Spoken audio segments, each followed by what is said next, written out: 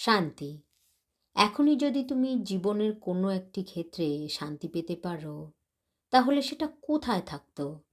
হয়তো সেটা তোমার সম্পর্ক, তোমার আর্থিক অবস্থা, তোমার স্বাস্থ্য, এমনকি তোমার নিজের চিন্তাভাবনার ক্ষেত্রেও। জয় যিশু, নমস্কার।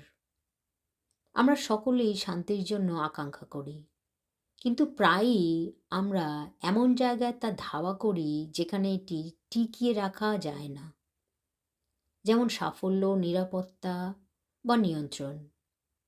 বাইবেল আমাদের বারবার দেখায় যে প্রকৃত শান্তি এমন কিছু নয় যা আমরা তৈরি করতে পারি।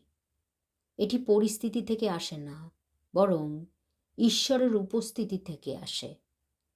তিনি ইসরায়েলীয়দের মিশরের দাসত্ব থেকে উদ্ধার করেছিলেন। তিনি তার লোকেদের শান্তি ফিরিয়ে আনার জন্য গিডিয়ান এবং দেবরার মতো বিচারকদের দায়িত্ব দেন। যিশু কেবল একটা কথার মাধ্যমে ঝড় থামিয়ে দিয়েছিলেন।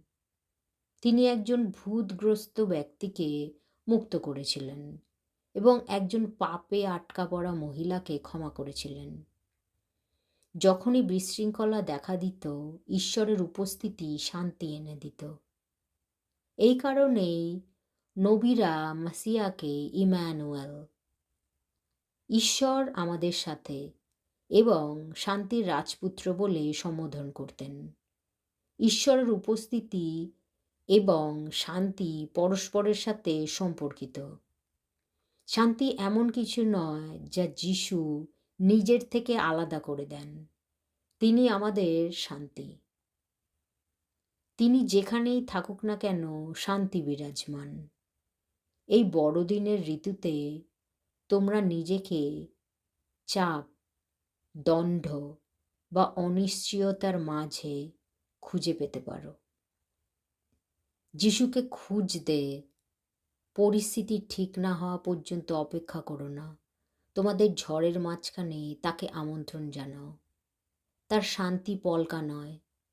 এটি সব কিছু নিখুঁত হওয়ার উপর নির্ভর করে না।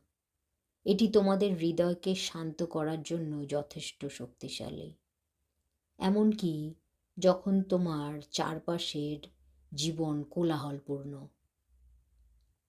তাই যখন বিশৃঙ্খলা চরম আকার ধারণ করে, তখন মনে রাখবে শান্তি সমস্যার অনুপস্থিতিতে নয়, বরং যিশুর উপস্থিতিতে পাওয়া যায়।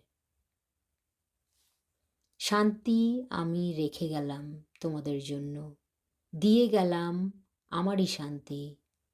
সংসার যে শান্তি দেয়, আমার এই দান তার মতো নয়। শান্ত করো তোমাদের উদ্বিগ্ন হৃদয়, দূর করো তোমাদের ভয় ব্যাকুলতা।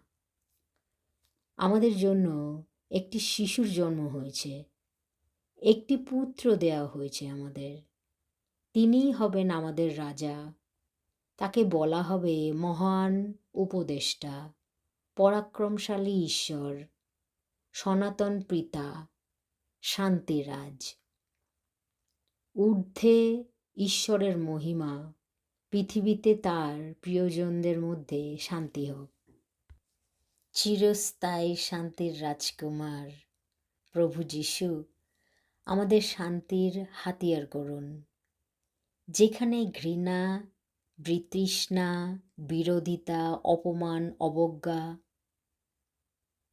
অশ্রদ্ধা আছে, সেখানে আমাদেরকে ভালোবাসা বপন করতে পাঠান। হালেলুয়া, জয় যিশু, শত কোটি কোটি আগাম ধন্যবাদ। আমেন। প্রভু যিশু শান্তির রাজকুমার, আমাদের উদ্বেগ শান্ত করুন প্রভু, এবং আমাদের আত্মাকে শান্ত করুন। এই ঋতুতে আপনি শান্তি হয়ে আমাদের হৃদয়ে এবং আমাদের ঘরে রাজত্ব করুন।